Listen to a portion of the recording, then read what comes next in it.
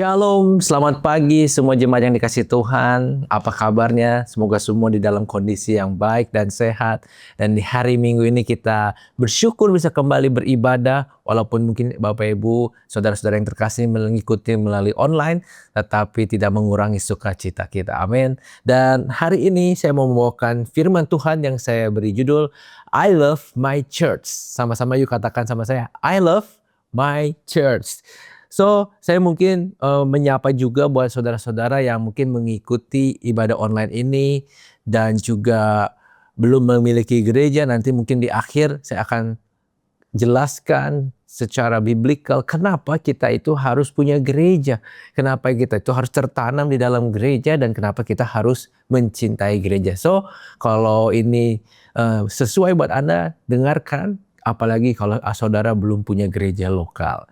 Dan mari kita sama-sama lihat di dalam Kisah 2 ayat yang ke-41 sampai dengan 47. Dan ini adalah ayat di mana gereja mula-mula berdiri di muka dunia ini. Jadi gereja berdiri di Kisah 2:41 ini. Dan nanti kita melihat kenapa sampai masa modern saat ini kita masih butuh gereja dan kita butuh komunitas, kita butuh tertanam. Di Kisah 2 ayat 41 dikatakan orang-orang yang menerima perkataannya itu dibaptis. Pada hari itu jumlah mereka bertambah kira-kira 3.000 jiwa. Jadi jemaat pertama itu 3.000 jiwa. Mereka bertekun dalam pengajaran rasul-rasul, dalam persekutuan, dalam memecah-mecahkan roti dan berdoa. Ketakjuban melanda semua orang sebab rasul-rasul itu mengadakan banyak mujizat dan tanda-tanda.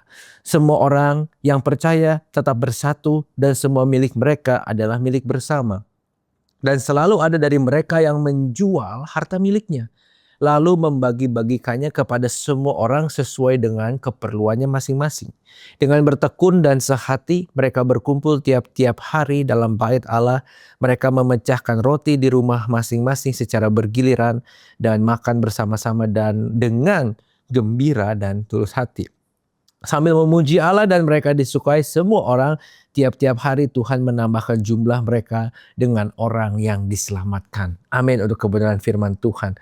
So, di hari ini mungkin saudara berpikir, oh yang penting aku percaya Yesus, yang penting aku udah ikut ibadah online, yang penting aku sering nonton khotbah di YouTube, di TikTok, di Instagram. Tetapi saya mau bilang gini, kalau gereja didesain dari awal sama Tuhan adalah komunitas, apalagi di masa yang lampau itu bersekutu setiap hari, hidup bersama-sama, bahkan harta itu jadi milik bersama. Memang sekarang tidak sejauh itu, tetapi kita tetap melihat bahwa orang Kristen yang mau bertumbuh di dalam iman butuh gereja. Dan Yesus tidak menyuruh kita memisahkan diri. Yesus nggak suruh bilang, hey Christopher, kamu bertapa ke gunung sendirian, jangan punya teman, nanti kamu ternodai oleh dosa dunia ini. Kamu diam aja berdoa di atas gunung sampai kamu nanti aku angkat ke surga. Apakah begitu? Enggak. Tetapi Yesus sudah jelas mengutus kita ke dunia. Kita diutus untuk memuridkan bangsa-bangsa. Kita diutus, kata Yesus, seperti seekor domba ke tengah-tengah serigala. Jadi Yesus tahu dunia ini berbahaya. Yesus tahu dunia ini tidak safe untuk kita orang percaya. Sebab orang-orang membenci kita sebab kita nggak lagi berasal dari dunia ini. Tetapi Yesus tetap utus kita ke dunia. Sehingga kita tetap harus berada di dunia. Tetapi Yesus juga bilang, hendaklah engkau saling mengasihi. Sehingga orang lain, orang di luar kekristenan tahu bahwa kita adalah murid Kristus. Nah, saya mau tanya, gimana caranya kita saling mengasihi kalau kita nggak punya teman? Gimana caranya kita saling mengasihi kalau kita nggak tergabung dalam community? Kita nggak tergabung di dalam gereja lokal. Kita mau mengasihi siapa? So, ini yang penting. Kita harus hidup bersama secara komunal sebagai orang Kristen. So, harus punya gereja lokal, itu yang pasti. Nah, makanya kita mau bahas dulu. Di sini menariknya gini, menurut data WHO melaporkan pada 30 Juni 2025, 1 dari 6 orang dunia itu terdampak kesepian. Kenapa kesepian? Karena mereka makin hidup individual, gak kenal kanan kiri, gak kenal tetangganya, apalagi yang tinggal di apartemen mungkin gak kenal unit di sebelahnya, selantai pun gak kenal sama sekali. Dan itu terjadi di dunia modern. Dan church itu menjadi satu jawaban sehingga kita punya tetap komunitas sosial. So, kita mau jawab dulu, what is church di part yang pertama? Gereja adalah komunitas umat tebusan Allah, bukan sekedar tempat atau bukan sekedar gedung. Jadi kalau saya bertanya apa itu gereja, jangan berpikir gereja itu tempat yang megah, gedung dengan arsitektur yang keren, atau gereja modern yang mungkin dengan teknologi production yang bagus, ada lighting yang bagus, LED yang bagus, kamera yang bagus. Itu adalah fasilitas dari gereja. Tetapi gereja adalah saya dan saudara ketika kita berkumpul di satu tempat, menjadi satu komunitas, menjadi satu kelompok, dan ada ketuanya, ada pemimpin rohaninya, ada hamba Tuhan yang ditahbiskannya, dan itu adalah gereja. Dalam bukunya John Stott di The Living Church, John Stott menulis bahwa gereja yang hidup adalah gereja yang belajar, peduli, beribadah, dan menginjil. Jadi gereja yang alkitabiah tidak diukur dari seberapa besar gerejanya. Jadi nggak bilang gini, oh gereja itu diberkati, gereja itu ada hadirat Tuhan hanya karena gedungnya. Enggak. Tetapi dilihat kelompoknya, people-nya, orang-orang seperti saya dan saudaranya. Apakah masih mau belajar? Apakah haus akan firman Tuhan? Peduli satu sama lain? Saling menolong satu sama lain? Beribadah dengan tekun bersama-sama? Dan juga menjangkau orang yang belum percaya. Dan itulah gereja. Edmund Clowney menjelaskan dalam bukunya bahwa gereja harus dipahami sebagai body of Christ dan people of God. Bukan gedungnya. So, pentingnya gereja lokal tidak boleh dilepaskan dari rencana Allah yang lebih besar.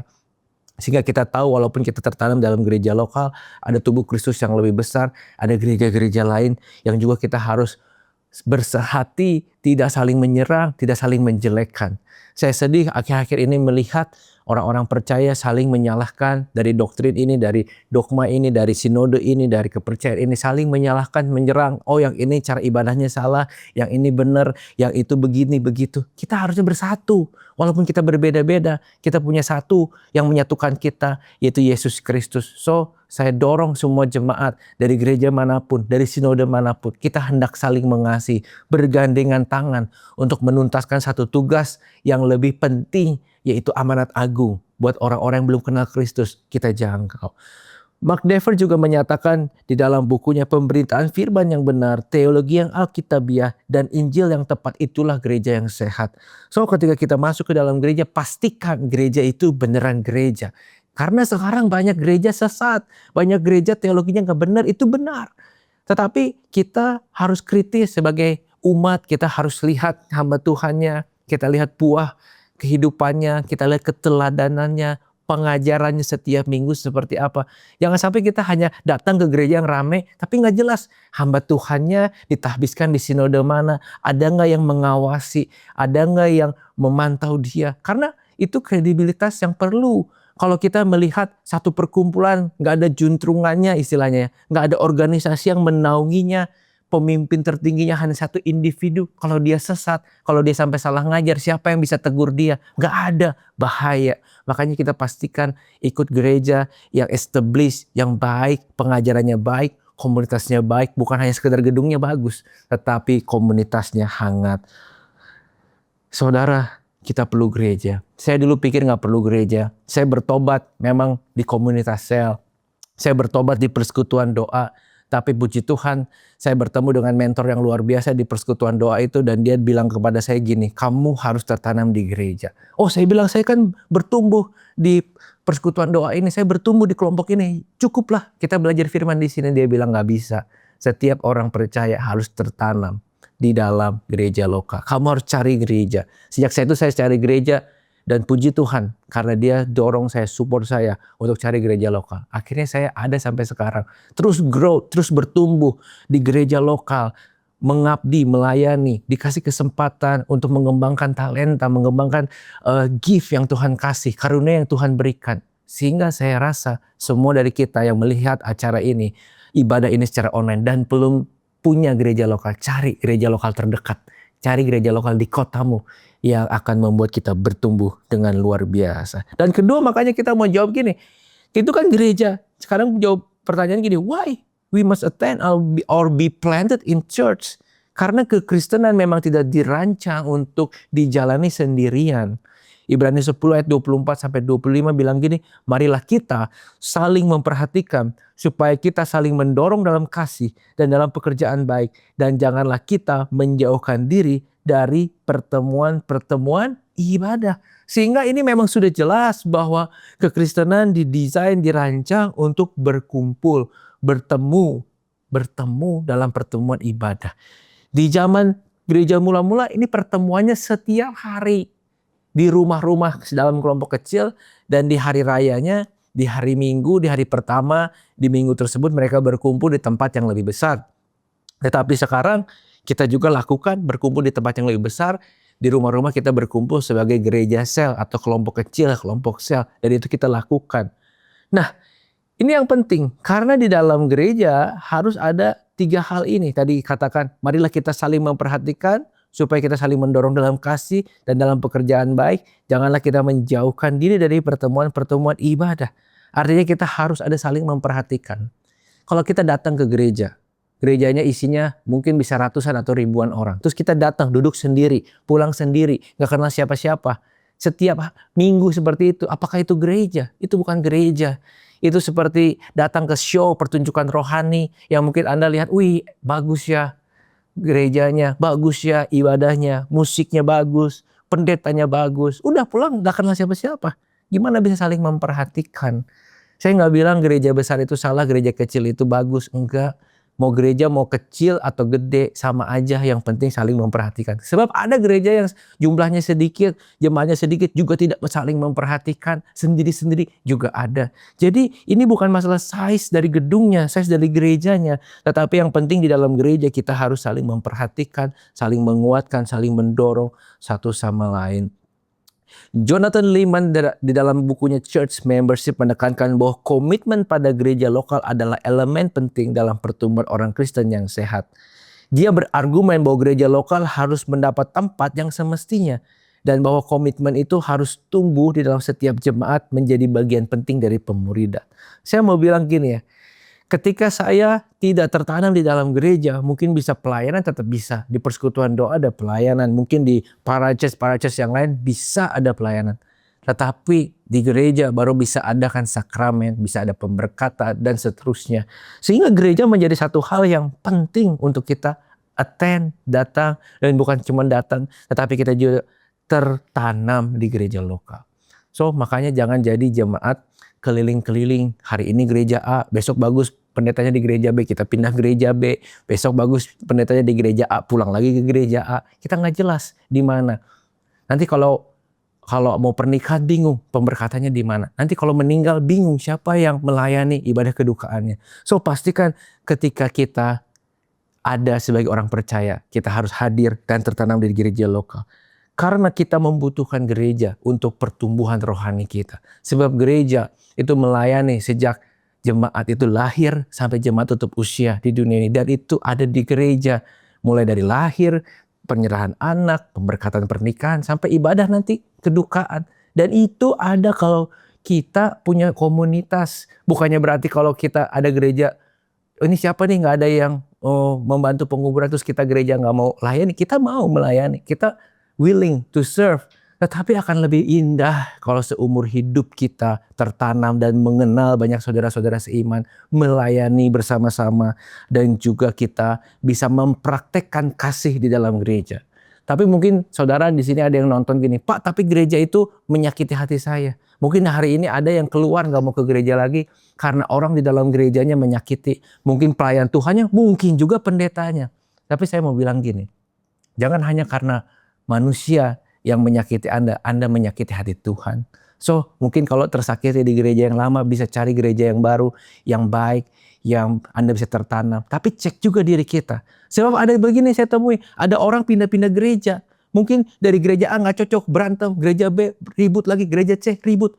Kita harus introspeksi sebenarnya yang salah gerejanya atau diri kita yang belum beres sama pribadi kita.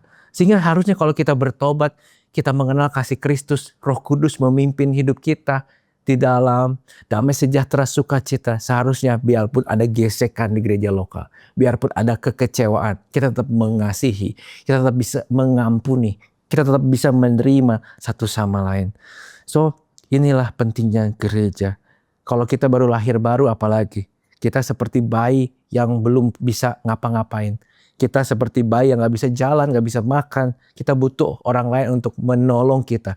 Sehingga gereja itu menjadi proses pertumbuhan rohani kita. Kita diajar berjalan, kita diajar sistematik teologi, kita diajar gimana caranya melayani, kita diajar gimana kalau ada orang salah mengampuni seperti apa. Dan itu kita semua dapat di gereja. Saya banyak lihat anak-anak rohani, orang-orang muda yang kita gembalakan di gereja lokal. Ketika mereka belajar melayani di gereja lokal. Ketika mereka belajar mengasihi di gereja lokal. Di luar mereka jadi orang-orang yang dipakai Tuhan. Karena apa? Karena mereka udah terbiasa melayani, berorganisasi, berkomunikasi. Kalau ada konflik, gimana cara menyelesaikannya. Di dalam meeting, gimana pimpin meeting. Gimana pimpin kalau ada masalah, gimana solve the problem. Tentu dengan kasih. Dan itu semua kita belajar di gereja. Dan kita masuk part yang ketiga dalam firman Tuhan hari ini. Why kita harus mengasihi gereja? Why must we love the church? Karena yang pertama udah jelas gereja itu milik Tuhan. Tubuh Kristus yang ada di dunia ini.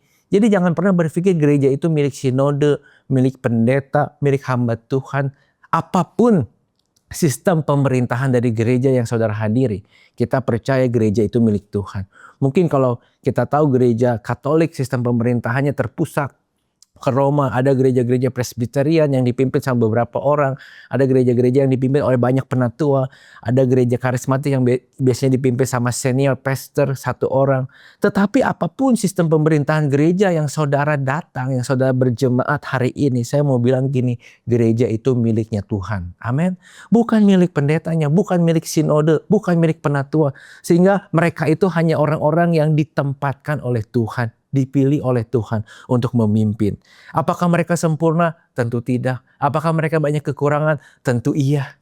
Tetapi kita ketika melihat gereja sebagai tubuh Kristus, gereja sebagai tempat di mana Kristus mengasihi dunia ini, dan kita melihat bahwa lewat gereja dunia bisa merasakan kasih Kristus di luar sana, tentu lewat gereja. So hari ini ketika Tuhan bilang, aku akan mendirikan jemaatku di atas Petrus, dan Petrus ketika berkhotbah 3.000 orang bertobat sampai hari ini. Gereja menyebar ke seluruh dunia, dan ini adalah buah dari pelayanan Kristus sendiri. Disinilah kita harus melihat bahwa kita harus jujur, gereja itu adalah tempat yang baik untuk kita bertumbuh. Gereja lokal gak sempurna, gereja lokal kadang melukai, di gereja lokal juga kadang kita bisa kecewa. Tetapi jangan biarkan kekecewaan itu menjauhkan kita dari gereja. Justru apa yang harus kita lakukan? Kita harusnya punya impact. Gimana caranya kita bisa berkontribusi sehingga gereja di tempat yang tidak sempurna ini kita membantu untuk progres. Sehingga gereja semakin serupa dengan Kristus. Dan yang terakhir saya mau bilang gini. How do we love the church? Kita harus mengasihi gereja secara nyata, bukan sekedar slogan I love my church, I love my home dan lain sebagainya. Tetapi kita harus ada langkah nyata. Yang pertama yang paling mudah bagaimana kita mengasihi gereja, how-nya adalah kita tertanam. Kita hadir, kita ikut apapun yang diberikan oleh gereja. Mungkin untuk tertanam, kalau di gereja kami di GB Battle itu ada sistem pemuritan namanya Saya Murid Kristus. Yang pertama level berakar, ada 12 sesi di sana. Sistematik teologi diajarin, experience with God diajarin, ada mentor yang akan mendampingi. Sehingga ketika kita mau berjemaat, kita ikutin dulu tuh 12 pertemuan itu. Setelah lulus, kita baru tertanam di gereja lokal. Di gereja lain mungkin caranya beda, tetapi pasti ada. Nah itu ikutin dengan setia, dengan sepenuh hati, bukan dengan keterpaksaan. Nah ini saya mau bilang juga, ini fakta kenyataan. Banyak orang cari gereja ketika mau menikah. Kenapa? Karena butuh ada orang berkati. Datang pemburitan, datang nanti baptisan, lalu menikah, sudah gitu hilang. Gak ke gereja lagi. Padahal kita butuh gereja. Dan kita butuh untuk dimuridkan di gereja. Nanti kalau kita punya anak, anak kita butuh untuk dididik dalam firman Tuhan. Kalau kitanya juga gak diperlengkapi, gimana kita mendidik anak kita dalam firman Tuhan. Lalu kalau kita gak bergereja, anak kita mau ke gereja hari Minggu di mana? Bingung juga kan? Apakah kita ingin generasi berikutnya anak-anak kita gak kenal Tuhan? Nanti mereka terombang-ambing dengan pergaulan yang buruk. Kan tidak. Makanya kita perlu hadir dan tertanam di dalam gereja lokal. Bukan harus di GBI Bethel, dimanapun di tempat Anda sekarang melihat acara ini, di kota tersebut ada gereja apa, nggak harus GBI. Mungkin Anda pengen gereja yang lain, terserah, datangi. Tapi kalau mau GBI, cari GBI terdekat yang ada di dekat Anda. Yang kedua, gimana caranya kita menyatakan kasih kepada gereja? Kita mengasihi gereja dengan bertumbuh dalam firman. Kita lihat tadi di kisah 2, mereka bertekun dalam pengajaran. Jadi hadir di setiap pengajaran, hadir di setiap pemuridan, hadir di setiap pendalaman Alkitab yang ada di gereja, yang diadakan di gereja. Dan pastikan gereja tempat di mana kita digembalakan atau berjemaat. Jangan sampai gereja itu tidak punya teologi yang sehat. Hanya dibangun dari kesaksian, dari penglihatan, dari suara-suara yang gak jelas dari mana. Pastikan gereja itu didirikan dengan teologi, dogma yang sehat, yang benar. So ketika kita ada di gereja yang sehat, saya yakin di gereja itu akan banyak pengajaran, akan banyak kelas-kelas pemuridan, akan banyak pendalaman-pendalaman Alkitab, dan kita ikutin semuanya itu, bertumbuh dalam firman. Kenapa? Karena ketika kita bertumbuh di dalam firman, di dalam sebuah gereja, maka pada akhirnya kita juga akan dibekali, di-equip, dan kita pun akan bisa melayani lebih banyak orang. So, tugas gereja bukan untuk menghibur, tetapi tugas gereja ketika semua orang datang digembalakan di satu gereja, gereja tugasnya adalah mengequip, memperlengkapi para jemaat. Sehingga apa? Hari Senin sampai Sabtu ketika jemaat ada di tempat kerja, ketika ada di tempat usaha, ketika ada di sekolah, dimanapun mereka akan jadi saksi Kristus yang luar biasa. Di mana di-equipnya? Di gereja. Yang ketiga, gimana caranya kita bisa mengasihi gereja? Yaitu dengan menjaga kesatuan tubuh Kristus. Dan ini penting, kenapa? Karena Paulus berapa kali juga menegur gereja yang berantem sendiri, yang ribut, berargumentasi dengan perbedaan teologinya, dengan perbedaan pandangan. Kristus juga bilang, hendaklah engkau saling mengasihi agar mereka tahu kalau kita adalah murid Kristus. Di gereja itu mungkin gak ada masalah, mungkin gak ada keributan, mungkin gak ada konflik, sangat mungkin konflik di gereja. Tetapi gimana caranya kita tidak terpecah belah, tidak ada kubu-kubuan di gereja, tidak ada saling menggosip. Kalau ada masalah beresin, kalau ada masalah ketemu ngobrol. Jangan berasumsi, jangan berpikir dia harusnya yang mendatangi saya duluan. Enggak, kita kan semuanya orang yang diselamatkan, penuh kasih, ada Roh Kudus. Kita yang willing, mau, yuk kita inisiasi pembicaraan, inisiasi untuk ada perdamaian. Sehingga di dalam gereja atmosfernya bagus, kesatuannya terjaga, unity-nya terjaga. GBI sekarang punya slogan sehati. Karena kalau kita nggak sehati, gimana kita mau melayani jemaat? Gimana kita pelayan-pelayan Tuhan kalau nggak sehati mau bersekutu dan akhirnya jadi berkat? Jemaat juga sama, gimana caranya gereja bisa ada orang baru, kita datang, kita nginjil, orang datang ke gereja. Terus lihat kok di gereja orangnya pada saling ngejek, saling serang. Kamu jangan main sama dia ya, dia itu jahat begini-begini. Orang baru juga kaget, loh ini gereja atau apa? Makanya kita dulu di gereja. Kita harus jaga sikap kita, jaga mulut kita, jaga persatuan, saling mengasihi satu sama lain. Sehingga ketika orang datang ke gereja, mereka merasakan hadirat Tuhan. Mereka merasakan atmosfer gereja yang hangat, hospitable, yang mereka bisa tahu, oh aku diterima di sini. Aku lihat orang-orangnya penuh kasih. Dan walaupun mereka nggak sempurna, tetapi sama-sama mau belajar. Yang keempat, gimana caranya kita mengasihi gereja? Yaitu dengan melayani. Karena gereja pasti selalu butuh bantuan tangan saudara. Gereja butuh pelayan-pelayan Tuhan yang membantu. Gak mungkin hamba Tuhan beresin semuanya. Masa hamba Tuhannya beresin dari mulai beresin kursi sampai khotbah dia semua.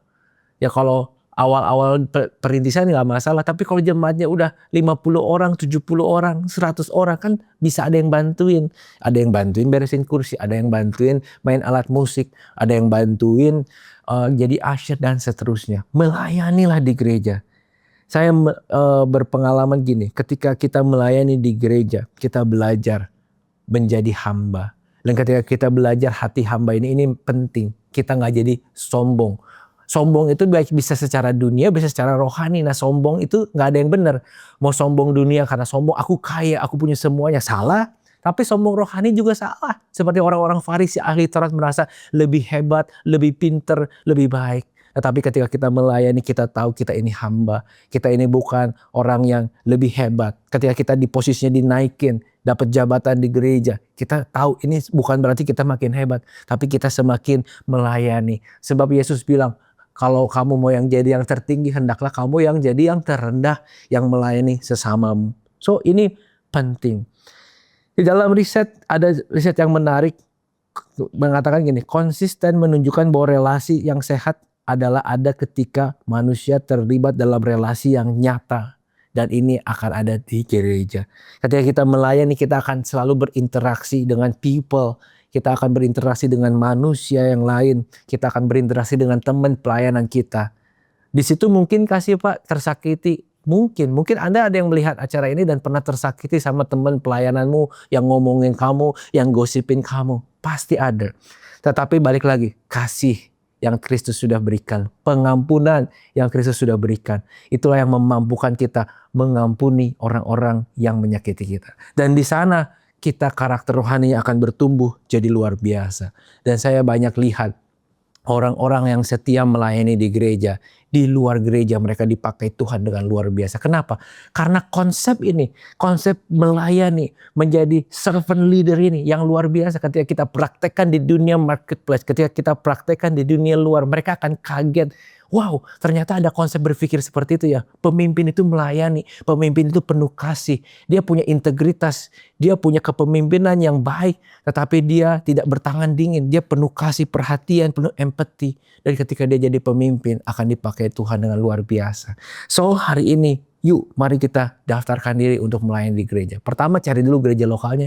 Yang kedua ketika kita sudah dimuridkan, sudah di jemaat tetap, kita mengajukan diri. Mungkin gak perlu sampai disuruh, tapi kita mengajukan diri. Apa yang bisa aku bantu di gereja ini? Apa yang bisa aku lakukan untuk membantu pelayanan di gereja ini? Yang kelima, yang terakhir, kita mengasihi gereja dengan menanggung beban bersama-sama. Galatia 6 ayat 2 bilang, bertolong-tolonganlah menanggung bebanmu. Kalau di gereja mula-mula tadi udah jelas, selalu ada dari mereka yang menjual harta miliknya lalu dibagikan. Contohnya siapa? Barnabas. Yusuf dari Siprus, dia datang ke kaki para rasul, dia jual sebidang tanah, dia kasih semua uang dari penjualan tanah itu. Untuk siapa? Bukan untuk para rasul, tetapi untuk dikelola oleh para rasul, untuk membagikan kepada jemaat yang membutuhkan. Kita bisa lihat di kisah para rasul, janda-janda dipelihara, semua dikasih makan. Uangnya dari mana? Bayangin, Petrus itu cuma nelayan yang gak punya uang, yang mungkin bukan orang yang kaya. Mungkin murid Yesus ada yang kaya Pak. Matius kan dulu pemungut cukai, mungkin dia banyak duit, bisa.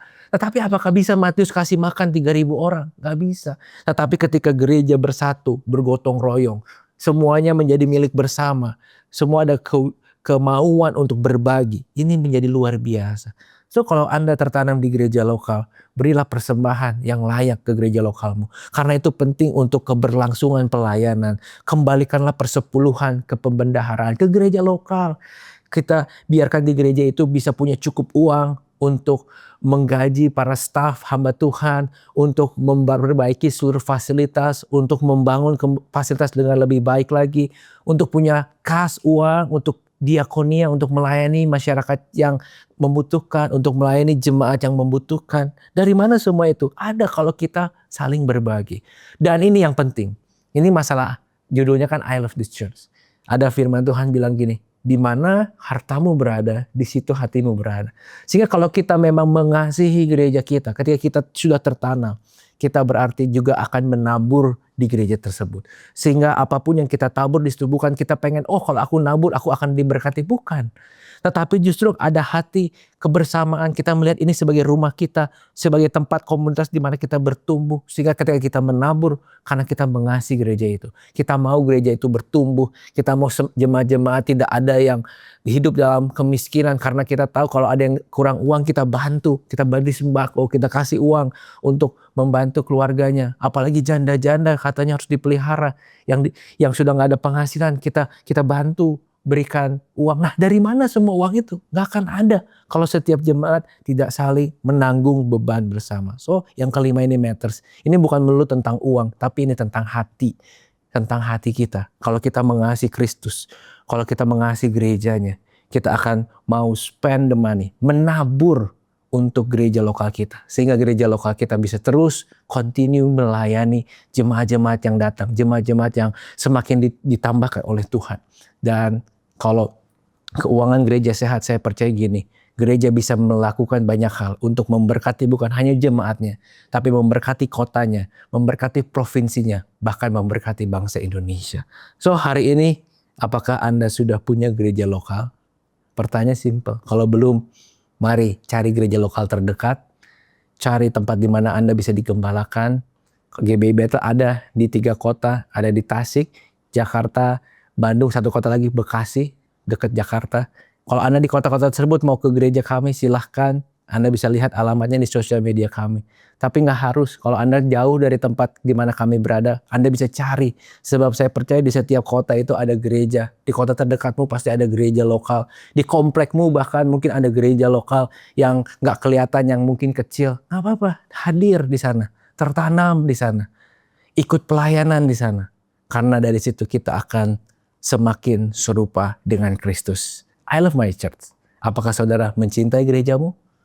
Saya berdoa setiap daripada kita memiliki gereja untuk kita bertumbuh melayani. Dan akhirnya iman kita semakin serupa dengan Kristus. Amin. Mari kita berdoa. Tuhan, thank you buat hari ini kami belajar tentang gereja. Kami tahu mungkin kami yang hari ini ada di dalam gereja lokal, kami tahu gereja lokal kami nggak sempurna. Pemimpin rohani kami nggak sempurna. Tetapi kami bersyukur karena Kau tempatkan kami di gereja lokal ini. Biarkan kami kembali mau mengasihi gereja kami lebih lagi. Kami mau berkomitmen lebih lagi. Sehingga apa yang dibutuhkan oleh gereja kami mau membantu, menolong sebisa kami. Mungkin dengan tenaga kami, mungkin dengan uang kami, dengan apapun yang kami miliki ya Bapak. Karena kami tahu gereja didesain, diciptakan oleh Engkau sendiri. Dan gereja adalah ada untuk kami dimuridkan sehingga kami lebih dewasa secara rohani. Buat saudara-saudara kami yang melihat acara ini, menonton ibadah online ini, belum punya gereja lokal. Oh Tuhan, kami mau Tuhan mendorong mereka. Kami juga berdoa agar mereka menemukan gereja yang sehat di dekat mereka. Gereja yang baik, yang komunitasnya hangat, yang pengajaran teologinya juga benar. Sehingga mereka bisa tertanam di sana. Sehingga mereka bisa melayani di sana. Sehingga karunia-karunia yang sudah Tuhan berikan kepada mereka dapat diaplikasikan. Dan mereka akan hidupnya lebih berdampak jadi berkat, garam dan terang di mana mereka Engkau tempatkan. Oh Tuhan, kami percaya setiap gereja lokal yang ada di seluruh Indonesia adalah gereja-gereja yang Kau kasih, yang Kau juga bangun, tubuh Kristus bersama.